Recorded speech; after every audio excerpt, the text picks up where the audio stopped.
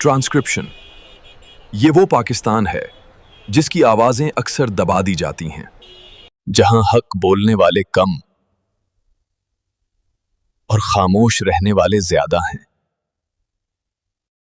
مگر اب خاموشی ٹوٹے گی، اب سچ سامنے آئے گا، اب عوام کی آواز بنے گا دی سائلنٹ پاکستان۔ ایک ایسا پلیٹ فارم جہاں حقیقت چھپتی نہیں، وہ جو کوئی نہیں دکھاتا، ہم بولیں گے، وہ جو کوئی نہیں بولتا، کیونکہ یہ پاکستان خاموش نہیں، اسے خاموش کر دیا گیا ہے۔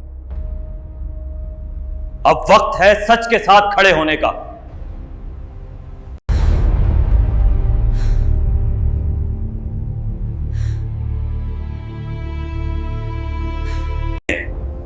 اور جھوٹ کے خلاف